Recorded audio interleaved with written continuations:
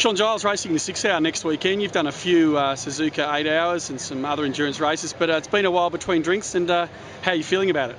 Yeah, I'm really looking forward to the 6 hour. You know, I had broken collarbone there at the MotoGP round on the Friday.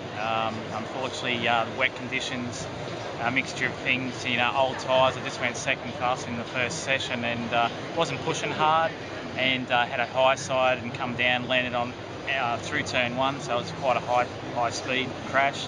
Landed on the shoulder, got up 2 steps, broken collarbone. So, you know, it's one of those things, and you know, this year's been fairly difficult as far as you know, the young guys are pushing really hard. We've been on a controlled tyre. I sort of haven't really gelled with the controlled tyre that well. Next year they're going back to the real grippy tyres. So you know, you know, for the MotoGP round, it was on the grippy tyres, but obviously it was wet when I crashed. But I didn't get to ride on the good tyres. But yeah, they certainly are a lot grippier, and you know, you'll see the lap times drop a lot in pace. Now, for the 6 hour, obviously you've got to get the fitness up, because you're going to probably have to turn 100 laps. Well, you know, your role as the older rider in the team, you've got 2 teammates who've never ridden anything like this before. What's been your advice to them about how to keep your lap times consistent and your brain in the right place for such a long time? It's been really funny because you know, Troy and Josh have been arguing who's going to beat each other, because Troy's riding the 600 and we're on the superbike.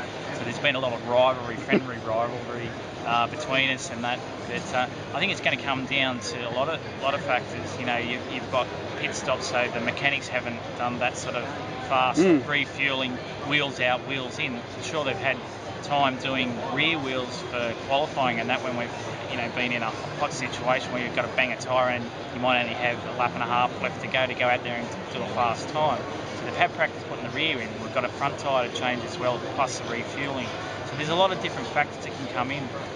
You know, you've got to keep the fluids up. You know, Phillip on it can be either freezing cold or it can be really hot, or both. Or both, you know. So one day. You know, there's going to be a lot of factors come into it, as well as we're racing a 6 hour that neither of them have done. I've been lucky enough to do 2 6 hour dirt races in dirt track, and you know, a heap of Suzuka 8 hours. So I've had the experience with the endurance race side of things, with wheel changes, change of rider, and so forth. So, you know, all that information I'm sort of, you know, passing it on to the boys.